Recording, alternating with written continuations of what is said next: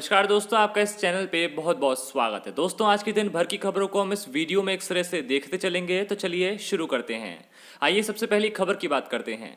CBI की एक विशेष अदालत ने कोयला घोटाला मामले में पूर्व केंद्रीय मंत्री दिलीप रे को 3 साल की जेल की सजा सुनाई है। इसके साथ ही घोटाले से जुड़े अन्य 2 दोषियों को भी 3 साल की सजा सुनाई गई है।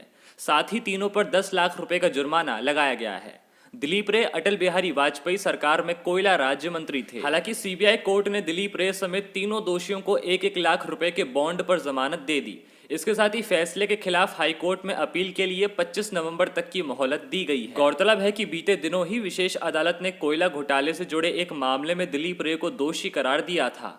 उनका ये मामला 1999 में झारखंड कोयला ब्लॉक के आवंटन में अनियमितता से जुड़ा है। विशेष न्यायाधीश भरत पाराशर ने दिलीप रे को भ्रष्टाचार निरोधक अधिनियम के तहत दोषी पाया, जबकि अन्य को धोखाधड़ी और साजिश रचने का दोषी पाया गया। सीबीआई की विशेष अदालत ने दिलीप रे के अलावा कोयला मंत्रालय के तत्कालीन 2 वरिष्ठ अधिकारी जो कि कैस्ट्रॉन टेक्नोलॉजीज लिमिटेड से जुड़े थे, जिनका नाम था प्रदीप कुमार बनर्जी और नित्यानंद गौतम को भी दोषी ठहराया है। साथ ही साथ इसके निर्देशक महेंद्र कुमार अग्रवाल और कैस्ट्रॉन माइनिंग लिमिटेड को भी दोषी ठहराया है। सीटीएल पर 60 लाख तो सीएमएल पर 10 लाख रुपए का जुर्माना लगाया गया है। जानकारी के लिए बता दें कि बीजू जनता दल के संस्थापक सदस्य रहे दिलीप रे बीजू पटनायक के काफी करीब थे। हालांकि बाद में रे ने पार्टी बदल ली और भाजपा में शामिल हो गए। 2014 में वह बीजेपी के टिकट पर राउरकेला से विधायक चुने गए। रे ने 2019 के चुनाव से पहले बीजेपी छोड़ दी और आरोप लगाया कि प्रधानमंत्री नरेंद्र मोदी ने विकास पर अपना वादा नहीं निभाया। दिलीप रे के भाजपा छोड़ने के बाद ऐसी अटकलें लगाई जा रही थी कि वह अपनी पूर्व पार्टी बीजेडी में शामिल हो सकते हैं और बीजेडी के टिकट पर चुनाव लड़ सकते हैं। हालांकि दिलीप रे राजनीति से दूर रहे। अब उनको कोयला घोटाले में 3 साल की सजा मिली है। बढ़ते हैं अगली खबर की तरफ। बिहार में घोषणा पत्र जारी करते हुए भाजपा ने सत्ता में आने पर बिहार के निवासियों को मुफ्त में कोरोना वायरस टीका देने का वादा किया।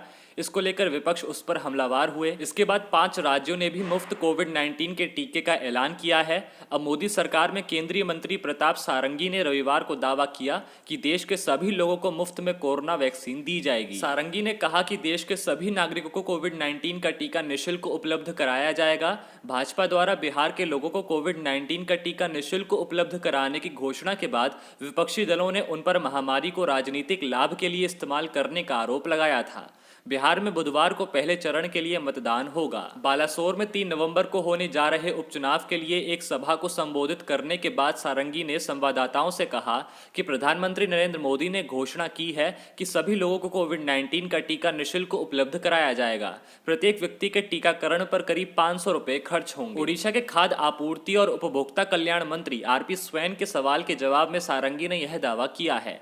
स्वैन ने केंद्र में ओडिशा के दोनों मंत्रियों धर्मेंद्र प्रधान और प्रताप सारंगी से पहले इस बात पर सफाई मांगी थी कि बिहार में फ्री वैक्सीन के वादे के बाद ओडिशा को लेकर भाजपा का क्या रुख है। बढ़ते हैं अगली खबर की तरफ।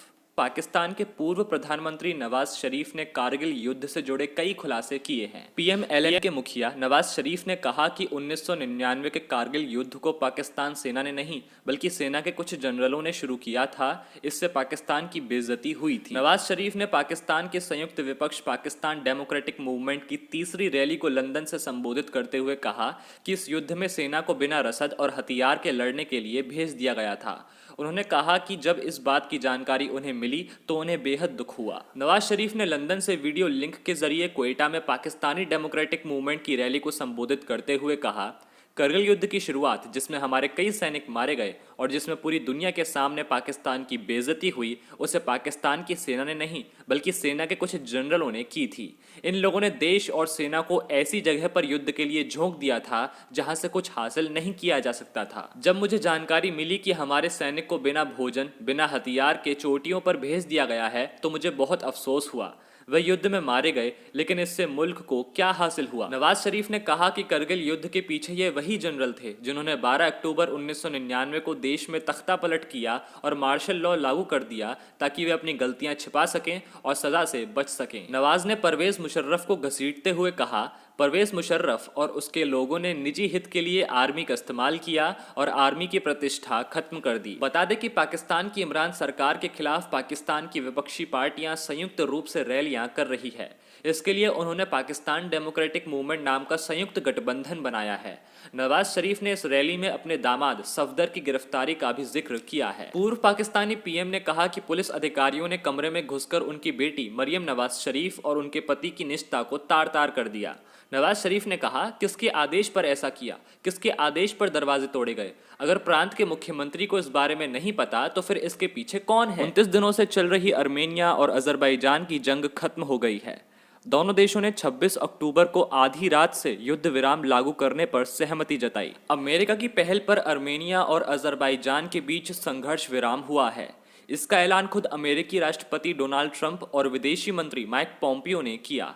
अमेरिकी राष्ट्रपति डोनाल्ड ट्रंप ने ट्वीट करके कहा, अर्मीनियाई पीएम निकोलस पिशनान और अजरबैजान के राष्ट्रपति इल्हाम अलीयेव को बधाई, जो आधी रात को प्रभावी ढंग से संघर्ष विराम का पालन करने के लिए सहमत हुए। इससे कई लोगों की जान बचाई जाएगी। इससे पहले माइक पोम्पियो ने दोनों देशों के विदेश मंत्रियों से बात के बाद संघर्ष विराम का ऐलान किया था। गौरतलब है कि अर्मेनिया और अजरबैजान दुनिया के नक्शे में दो छोटे देश हैं, लेकिन इन देशों के बीच नागोर्नो काराबाख को लेकर 1 महीने से भीषण युद्ध चल रहा था। दावा किया जा रहा है कि इस जंग में अब तक दोनों पक्षों के लगभग 5000 लोग मारे गए हैं।